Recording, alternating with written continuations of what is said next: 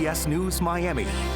Good afternoon, and thank you for joining us. I'm Najahe Sherman, and welcome to CBS News Miami's 4 p.m. Quickcast. Let's take a look at today's top stories. Always alerting, always tracking. This is Next Weather. Well, look at that. Take it all in. It is such a beautiful day across South Florida, but we are keeping a close eye on Hurricane Lee. Next Weather meteorologist Cindy Pressler has more on what we can expect here at home and the very latest on this developing monster storm. Yeah, that's a good description of it. It is a monster, and it's going to get stronger, already at a Category 2 right now. So this continues to be the case. This is going to continue to get stronger and stronger. It's over very favorable conditions right now out in the Atlantic with very warm water temperatures. You can see the winds there now up to 105 miles per hour. Continues to move to the west-northwest at 15 miles per hour. And the good news is this is not going to be a threat to South Florida. We'll have some minor impacts from it, but this will stay away from South Florida. Here is the track right now from the National Hurricane Center. You can see how fast this is going to strengthen, up to 150 mile per hour winds by the time we get into Friday, 160 into Saturday. That is a Category 5 hurricane, but then it weakens just slightly. Notice that the cone kind of becomes a bubble at the end. That's because the models are not as consistent, but we can still see that trend of turning to the north. So that's where it's going to take it off to the north, because we have that ridge of high pressure over the Atlantic, and that's going to be the steering current. So as that begins to weaken over the next few days, there is a trough. The jet stream comes out of the southeastern part of the country, and that should direct it to the north. But just how strong will it be? That is the question right now. But there will be winds across the Leeward Islands, Puerto Rico. There's going to be some wind there, and this is a very interesting. The northeastern part of the country, really going to have to pay attention to this. Places like Boston, New York City, because this could be some very strong winds up in that part of the country, but we'll continue to track it there. So the impacts for South Florida are very minor. Higher surf, higher swells, and of course that rip current risk, that's going to be something we're going to have to watch too as we head into the weekend and the first part of next week. Temperature now 89 degrees, but we hit 92 already today, and it feels like only 93. Why is that so low? Because the air is extremely dry. It's just so beautiful out there. No rain to speak of. We've got that easterly flow, so any showers that would pop up today are going to be off to the interior or well off to the western side of the state. Tomorrow, a little bit more moisture starts creeping in here, so a little shower could pop up over the interior, but more than likely that will also be on the west side of the state. Into the weekend, now we're getting a little bit more of a southeasterly flow, so better chance for some showers and thunderstorms. They'll be spotty though, and again, kind of pushing them to the interior and off the west side. It's all because of the sea breeze fronts. High pressure, that will begin to weaken and move out of here, so things change by this weekend. We're going to go back to what is more normal for this time of the year. That's that wet season, rainy type pattern.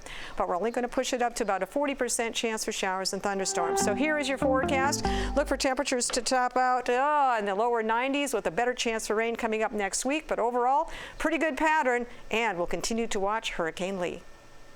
All right, thank you so much, Cindy. Just moments ago, the mother of Enrique Tarrio addressed the media for the first time. Her son, the former leader of the Proud Boys, was sentenced to 22 years in prison. She spoke on what she calls the, quote, unjust punishment of her son, calling on elected officials to help free him and the others jailed for their role in the January 6 riots at the Capitol. The government has spent million American dollars persecuting this witch hunt. They have tried to grab to anything. We have requested change of venues. We have requested to please at least let them go home. That hasn't happened. We're past that now. We're at a 22-year sentence for Henry Tarrio.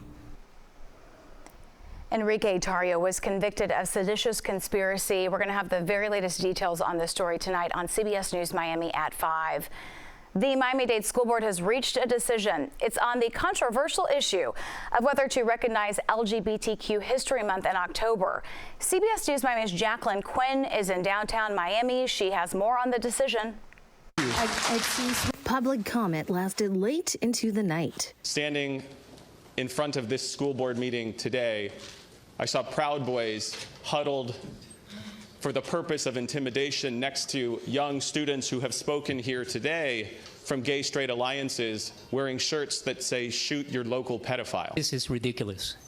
No measure of added language to age 11 will change the fact of what it is. It's a Trojan horse. It's an attempt to indoctrination. It's an attempt to brainwashing.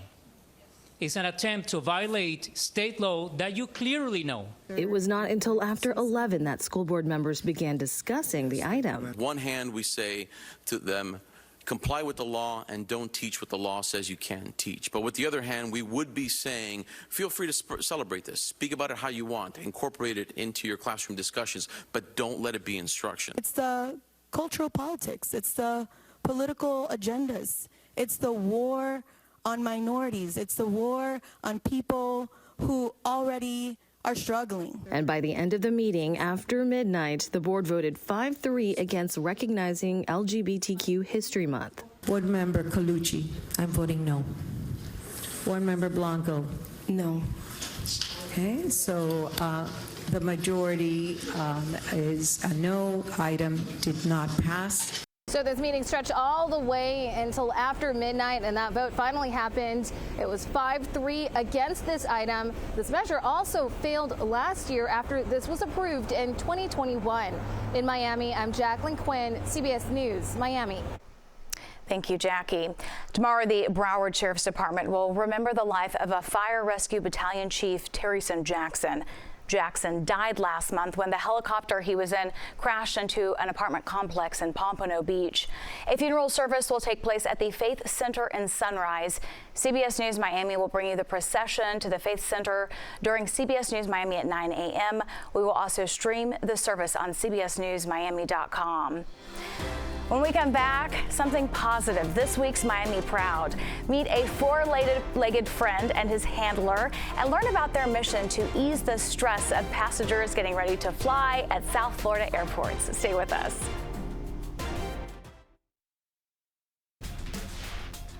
Welcome back to CBS News Miami's 4 p.m. Quickcast. Can you believe it? We are now just 3 days away from the Dolphins kicking off their regular season right here on CBS Miami. But we have you covered for the rest of the week and through the game.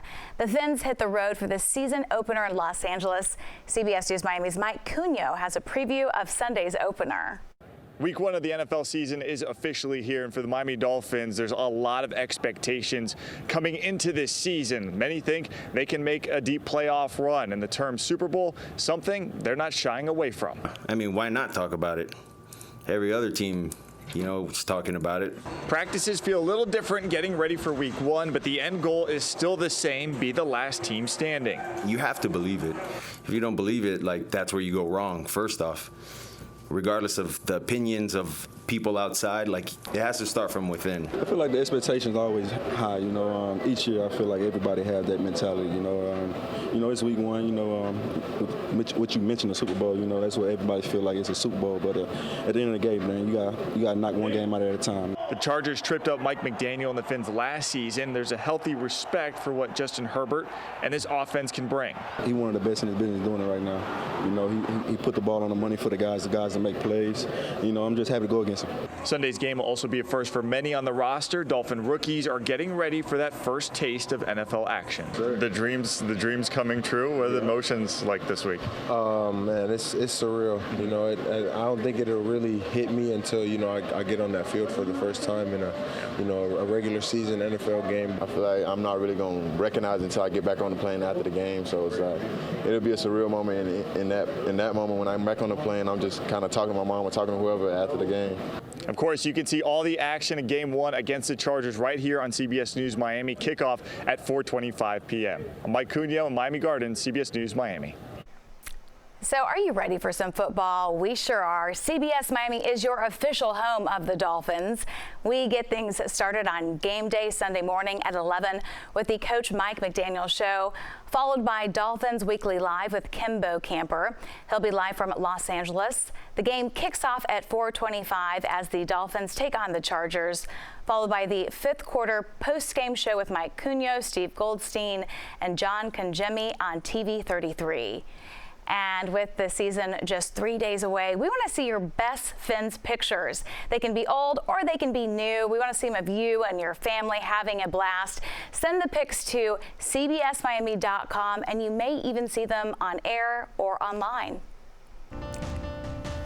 For some people, taking a flight can be really stressful. It can fill them with fear. At Miami International Airport, there's a special four-legged friend who's there to help passengers smile and relax. His name is Brody. This is Brody. Brody's here at the Ambassador Program for Miami-Dade Aviation. He's here to keep you happy and de-stressed. He's doing a great job. Is he? He's doing a great job, hey, Brody. It very well could be one of the most rewarding jobs, making people smile and at ease. You want to say hi? This is Brody. See how soft he is? Hey, Brody, look. She wants to say hi to you, Brody. Say hi. Hi. 2 days a week, Brody, a therapy dog, and his handler, Anna Delphus, spend 4 hours volunteering at Miami International Airport, sharing unconditional love. We walk around and look for people that look like they may want to pet the dog. We make people happy, basically. They're stressed out from going through the TSA checkpoint. They're stressed out because they may miss their flight or they don't know where they are. 7-year-old Brody, a Bernese Mountain Dog, is one of several four-legged friends, part of MIA's Miami Hound Machine program. They help passengers get into the rhythm of flying. Somehow he seems to know that you need it, and he goes up to you and he leans on you and lets you know that, hey, I'm here for you. And there was a young lady who was on her phone, and she says to me, oh, I can pet him. She hung up her phone and got down on the floor with Brody for a good 2 minutes. And when I said to her, you guys are really communing, she looks up at me and she was crying. And she apologized and basically said, I'm so sorry, I just lost my husband today. And it's because of stories like that and smiles like these that can serve as a beautiful reminder of the incredible impact a single act of kindness and unconditional love can have on so many. You know, as you're walking down the airport, you can see them smile at us, and right away we feel like, hey, we made them happy, even if they didn't touch them. That is your CBS News Miami Quickcast. I'm Najahe Sherman. Stay tuned for more news right here on CBS News Miami.